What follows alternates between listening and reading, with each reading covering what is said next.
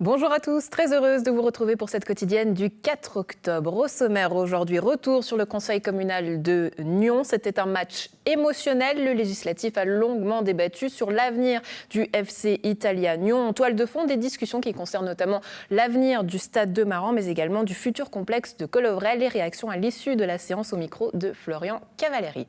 En sport, on donne la parole au BBC Nyon. Les championnats de LNA reprennent pour le BBC Nyon. Ce samedi, les basketteurs de Stéphane Ivanovic recevront Montaix pour leur premier match. On discute notamment des objectifs de cette saison en plateau. Enfin, en culture, on terminera en musique avec la Côte Flûte Festival de retour du 6 au 9 octobre. On va découvrir la programmation, notamment de ce rendez-vous automnal qui met à l'honneur la flûte traversière en Suisse et qui promet une programmation riche et multicolore, accessible à tous. De ton côté, Alexandre, que fais-tu aujourd'hui? Où es-tu? Salut Andrea, je suis à la piscine du Cossy. Regarde, j'ai enfilé mon maillot. Je suis prêt pour le cours d'aquagym qui sera donné ici tous les mardis. Et puis ça fait partie du programme En Mouvement, c'est-à-dire qu'il y a 7 sports qui sont mis à disposition des Nyonnaises et des Nyonnais avec un abonnement. 7 sports pour un jour par semaine, un sport par jour pendant 3 mois. On va discuter de tout ça avec la ville de Nyon. Et puis je vais peut-être aller faire un petit tour dans l'eau pour m'essayer justement à l'aquagym parce que je ne connais pas du tout ce sport. Je rêve de voir ça, Alexandre, ça promet. Je ne sais pas si tu vas réussir à parler au même temps. J'ai des doutes. À tout à l'heure. Nos invités du jour, ils sont là, ils sont en coulisses. Jérôme Darbe, vous êtes le nouveau président du BBC Nyon. Bonjour à vos côtés, Carole Reusch, vous êtes la présidente de la Côte Flûte Festival. On vous recevra d'ici quelques instants. Pour l'instant, place à l'actu. Retour sur le conseil communal de Nyon. C'était un match émotionnel. Durant sa séance du 3 octobre, le législatif a beaucoup débattu sur l'avenir du FC Italia Nyon. En toile de fond, des discussions qui concernent l'avenir du stade de Maran et notamment du futur complexe de Colovrel. Lundi soir, le conseil de Nyon a accepté de débourser 195 000 francs pour un crédit d'études concernant le déplacement partiel de l'affectation footballistique du stade de Maran au centre sportif de Colovrel, un crédit qui doit notamment servir à accélérer la construction de plusieurs terrains de sport supplémentaires et d'une place des fêtes. Mais vous le savez, discuter de foot, c'est souvent émotionnel, parfois compliqué. Et lors de cette séance, évidemment, les conseillers ont longuement débattu et discuté de l'avenir de ce FC Italia Nyon. Leur réaction à l'issue de la séance est au micro de Florian Cavalieri. La commission s'est aussi inquiétée du sort de FC Italia, son futur. Ce sont les études qui répondront à tout un tas de questions et qui donneront les données pour effectivement savoir dans quelle mesure les activités footballistiques seront transférées à Colovrel entièrement, partiellement ou pas du tout. Vous, Sacha Soldini, vous vouliez aller plus loin en demandant carrément le report du vote sur ce préavis au Conseil suivant. Qu'est-ce que ça aurait changé et pourquoi reporter ce vote? Écoutez, simplement parce qu'entre le dépôt du rapport et puis la séance d'aujourd'hui, c'était samedi matin, on a appris par voie de presse que le FC Italia lançait une pétition pour maintenir son outil de travail, le stade de Maran, en place, avec des arguments très percutants, à savoir d'éviter de déplacer des élèves de l'école de foot à Colovrel. On sait très bien qu'à Colovrel, c'est quand même assez surchargé. C'est un terrain de foot qui est sur place depuis les années 60. C'est un club qui existe depuis plus de 60 ans. On a vu qu'il y a 14 équipes qui s'entraînent, plus de 90 juniors, et c'est important de pouvoir maintenir ce genre d'activité dans les quartiers populaires. Le nombre de signatures donne un élément très intéressant. On voit qu'il y a une levée de bouclier du club par rapport à ce projet de déplacement. On demande 20 000 francs pour faire une étude. Il va y avoir une démarche participative. Une démarche participative, elle va se faire toute seule. On a 1 mois de démarche participative qui va se faire par rapport aux membres du club, aux amis du club, au soutien du club. Si on a 3000 signatures, c'est qu'il y a 3000 personnes qui ne sont pas d'accord avec ce projet. J'ai l'impression que la municipalité a fait les choses un peu à l'envers.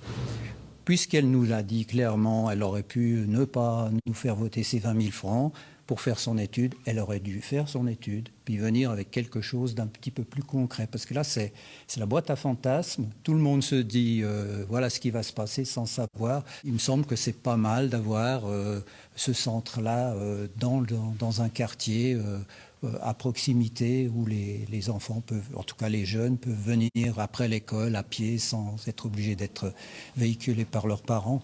C'est aussi plus écologique parce que c'est d'accord, c'est du synthétique, mais on se contente de l'arroser un tout petit peu de temps en temps. On n'y met pas d'engrais, on l'arrose pas beaucoup et on n'y passe pas la tondeuse à longueur de semaine. Tout d'abord, j'ai beaucoup de respect en fait pour le club FC Italia, pour l'histoire, pour aussi ce qu'ils peuvent apporter à la ville de Nyon. Et je trouve très important que les jeunes enfants puissent aller faire du football et d'autres activités à pied, en cœur de ville, etc. Après, je suis partie simplement du constat que, effectivement, c'est un hectare dans un quartier qui a beaucoup bougé, qui s'est beaucoup construit, avec toute une population environnante. Et on a tout intérêt, au bénéfice de tous les Nyonnais, d'ouvrir un petit peu la discussion, de regarder un petit peu tout ce qu'on peut faire avec cet espace, en incluant FC Italia dans cette réflexion-là, de façon à pouvoir avoir quelque chose qui puisse bénéficier au maximum de gens et répondre à l'ensemble des objectifs. Alors on l'a senti, il y a quand même certains groupes assez divisés, les Verts notamment, il y a des gens qui sont quand même en faveur de ce club, d'autres qui ont votre réflexion. Au sein du PIN, c'est un petit peu la même chose, hein, c'est un petit peu partagé, hein, il faut le dire, le conseil. Est-ce qu'on n'utilise pas justement un ressort émotionnel pour forcer finalement un projet à aboutir? Qui veut répondre? C'est un petit peu l'habitude de la municipalité ces derniers temps. On lui dépose un petit postulat pour une chose simple et puis elle en fait un gros paquet. On sait très bien qu'on a mis maintenant le doigt dans l'engrenage. Il y a une volonté claire de faire disparaître ce stade dans son état actuel pour faire peut-être un plus petit stade avec un parc. Mais je pense que là, il y aura des discussions qui vont devoir avoir lieu avec le FC Italia. Des fois, c'est difficile parce qu'on a une ville qui grandit. On a une ville qu'il faut transformer. Ça veut dire qu'il faut qu'il y ait des changements parce qu'aujourd'hui, si vous avez ce terrain qui est vague et vous demandez une autorisation pour avoir un terrain de foot, ça serait probablement non. Il reste à faire que la MUN va faire son étude. Elle va venir avec nous avec des conclusions. Des conclusions, ça peut être quoi? C'est un préavis avec on va pas dire un crédit d'étude, peut-être un crédit de réalisation. Et c'est là qu'il y aura, alors probablement là, il y aura un vrai débat sur le maintien ou non du stade de Maran. Et là, on verra le poids d'une pétition et l'avis des Nyonnais tranché là-dessus, parce que ça peut partir aussi à un référendum, ce genre de choses. Un club populaire, une pétition, mais aussi un crédit d'études, mais aussi votre avis. N'hésitez pas à nous le partager sur nos réseaux sociaux. On se fera une joie de le lire et de le relayer. On retourne chez toi, Alexandre, dans l'eau. Elle est comment, l'eau de la température de l'eau? Alors, j'ai pas encore goûté. J'irai à l'eau après, mais pour l'instant, je suis avec Fanny Chilot. Bonjour. Bonjour. Alors, vous êtes en charge des activités sportives à la ville de Nyon. Si je suis ici aujourd'hui, je l'ai dit tout à l'heure, c'est parce que vous lancez un abonnement sportif en Move Nyon. Alors, c'est quoi cet abonnement? Alors, c'est un abonnement sportif trimestriel, donc qui a un prix super canon, vu que c'est pour 50 francs pour les Nyonnais et 60 francs pour les non-Nyonnais. D'accord. Et dans le cadre de cet abonnement, il y a 7 cours par semaine qui sont proposés.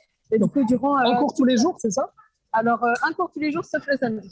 D'accord, sauf le samedi. Et le lundi, on propose 2 cours, un le matin très tôt et un en fin de journée vers 19h. Voilà, et comme de l'aquagym. Voilà. Par exemple, il n'y a pas d'autre, justement. Alors, le lundi matin très tôt à 7h, on a du pilates.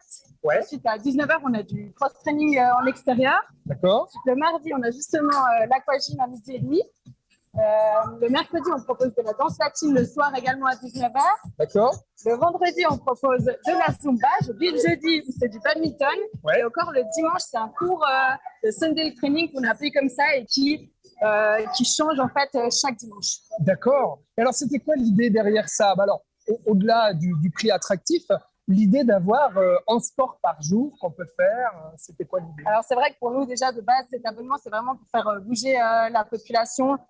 C'est vrai qu'on a, comme je l'ai dit, différents horaires, différents sports, justement, et que ça soit autant attractif pour les femmes que les hommes également, et pour les personnes de tout niveau sportif, justement, aussi. Ouais. Donc, c'est vrai que de proposer plusieurs sports, ça permet aussi peut-être d'attirer plus de monde et de faire bouger, justement, plus de monde également. D'accord. L'aquagym, c'est notre truc?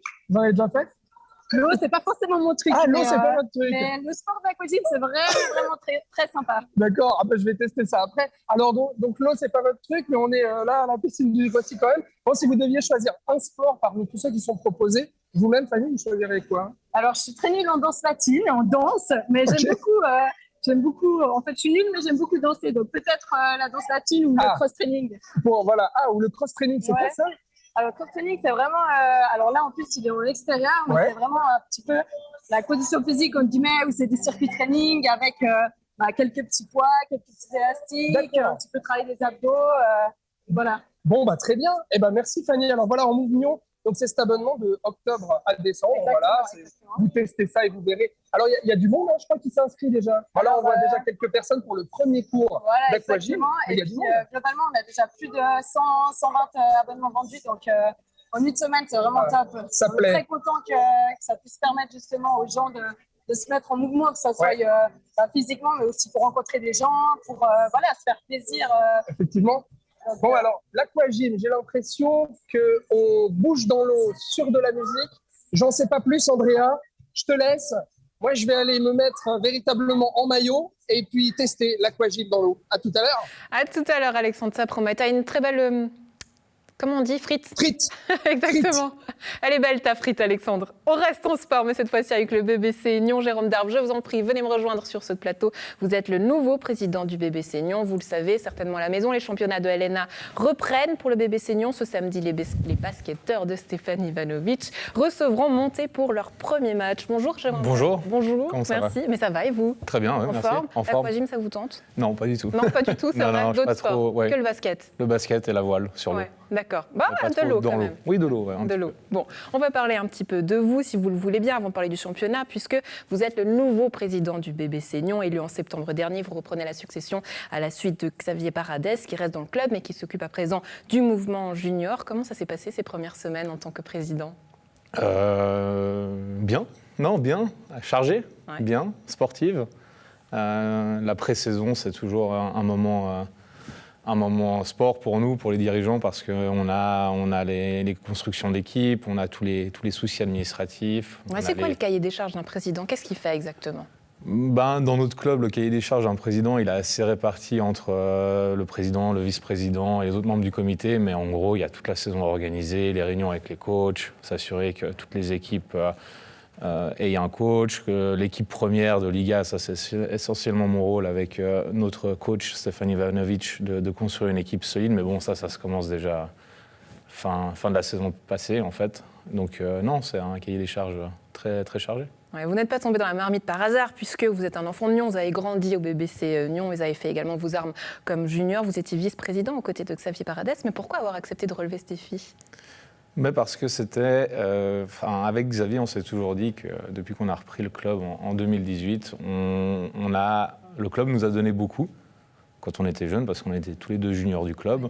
On a appris beaucoup de choses grâce au club. On s'est fait, je pense, pour Xavier c'est pareil, notre cercle d'amis principal, c'est grâce au basket. Et que c'était pour nous hors de question de le laisser à quelqu'un d'autre pour le moment. Et donc le but, c'est de continuer ce qu'on a commencé. On va continuer ensemble, on est bien encadré. J'ai un très bon vice-président aussi, qui est aussi un junior du club. Et donc, non, le but, c'était de continuer et puis d'arriver à faire grandir encore plus le club. C'est vrai que Xavier Paradès était une figure emblématique, ça l'est encore, mais on identifie ce club à Xavier quelque part. Aujourd'hui, quels sont vos objectifs à vous et qu'est-ce que vous souhaitez apporter au club? Moi, ce que je souhaite apporter au club, c'est de la continuité. C'est-à-dire qu'on a fait une très bonne saison la saison passée. On ne se voyait pas aussi vite que ça au début en Liga. On a toujours dit que l'objectif, c'était de viser les 4-5 premières places. Ce ne sera peut-être pas pour tout de suite, parce qu'il faut le budget qui va avec. Mais le but, c'est vraiment d'apporter une continuité au club, de se maintenir comme étant une place forte de la première division, et puis surtout de consolider notre mouvement jeunesse, parce que notre mouvement jeunesse, il y a eu des hauts, des bas. On a toujours été un grand mouvement jeunesse par rapport au niveau suisse. Il y a eu des années où on a eu plus de titres, des années moins. Le but, c'est pas forcément d'avoir des titres ou plein de titres avec le mouvement jeunesse, mais c'est d'avoir vraiment une continuité aussi à cet égard-là, et puis d'avoir des jeunes qui montent et qui jouent à l'échelon supérieur, c'est-à-dire qui jouent en première division ou en deuxième division, et puis qui continuent de construire notre équipe première. C'est un peu notre but, c'est d'avoir une équipe première dans laquelle on peut compter des Nyonnais. Ouais, créer finalement et avoir cette richesse chez nous, axée sur la jeunesse, c'est ce que vous nous dites. Mais quel est votre regard? Vous l'avez dit, il y a des hauts, des bas, mais quelle est la force et la faiblesse du BBC Nyon aujourd'hui? La force du BBC Nyon, parce que j'ai commencé par ça, c'est toujours plus important. La force, c'est de pouvoir compter sur ses membres.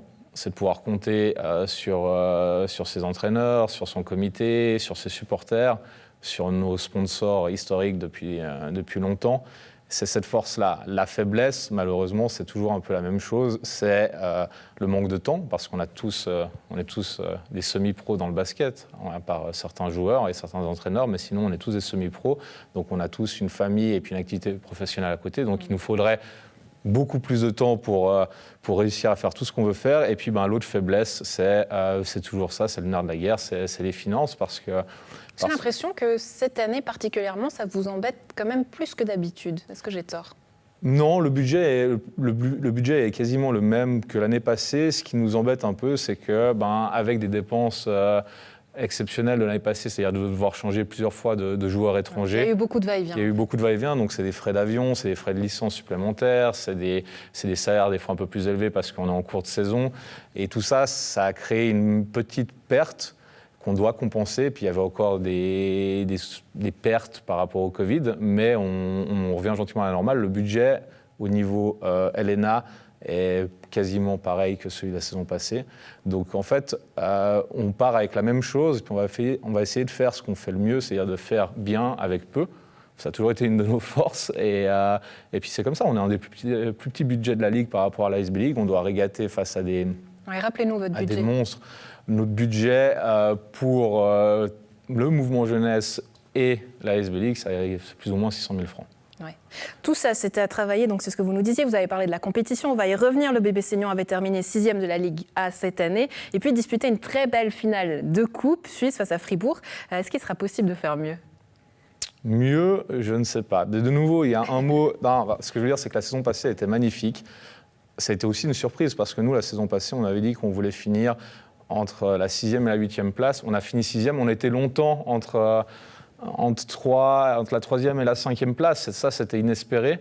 Après, on a eu pas mal de soucis de joueurs, comme on l'a dit, des blessures, des départs. La finale de la Coupe Suisse, c'est un exploit et c'est une réussite. C'était vraiment magique malgré la défaite. Mieux, je ne sais pas, ce qu'on va pouvoir mieux faire, et c'est ce qu'on a essayé en construisant l'équipe qu'on a aujourd'hui, c'est d'avoir moins de soucis au niveau d'effectifs. Parce que la saison passée, même si je pense que l'ensemble du club, du comité et des joueurs la considèrent comme réussie, au niveau ressources humaines, c'était éprouvant, ça a été une saison difficile, et puis là, on veut mieux faire, et puis on va avoir une équipe stable, toujours basée sur la combativité des joueurs, et puis si ça fonctionne, pourquoi pas faire mieux, oui, ça c'est sûr. Ouais, au niveau des ressources humaines, mais on va peut-être terminer là-dessus, c'est que comme vous l'avez dit, le BBC Nyon, c'est avant tout une famille. Vous êtes quelque part aussi la maman, la nounou. C'est quoi votre petit nom de nounou ? Alors, je ne suis pas sûr qu'il faut demander aux joueurs ou au capitaine si j'ai un petit nom pour l'instant. Ah, vous ne le connaissez pas encore ? Pour l'instant, j'ai pas de nom encore, de petit surnom. D'accord, bon, on ira se renseigner. J'enverrai Alexandre voir tout ça. Merci beaucoup, Jérôme Darbois, d'avoir été avec nous. Vous êtes le président du BBC Nyon. On va retourner voir Alexandre dans l'eau. Vous croyez qu'il sait faire ? Allez-y. Une petite correction à ce que vous avez dit. Oui. Le premier match, c'est dimanche 9 octobre à 16h et on vous attend bien sûr nombreux au Rocher. Face à Montaix, et puis on y croit, on est derrière vous. Rendez-vous dimanche. Merci beaucoup. On va retourner chez Alexandre. Vous croyez qu'il sait s'y faire en aquagym ? Je me réjouis de le voir. Je veux dire. On va voir. Alexandre, alors montre-nous tout ça.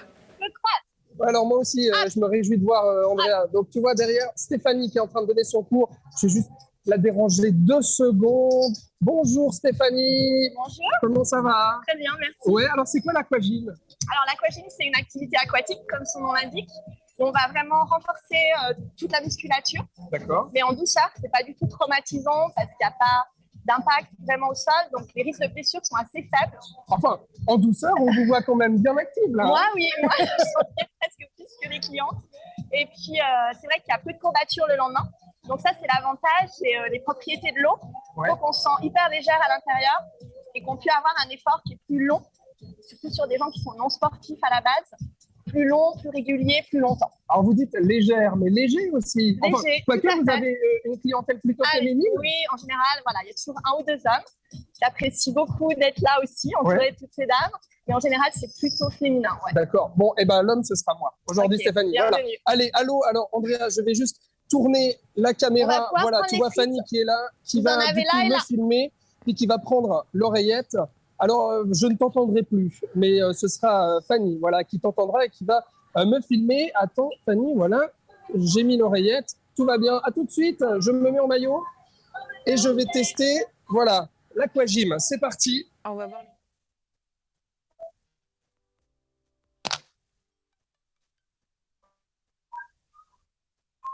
Ah, alors Alexandre met d'abord les pieds. Ah, on voit quand même sa tête, il prend la frite. Ok, super. On prend la frite en haut. Et là, est-ce qu'il aura le rythme? Moi, j'ai des doutes. Je ne sais pas ce que vous en pensez à la maison, mais là...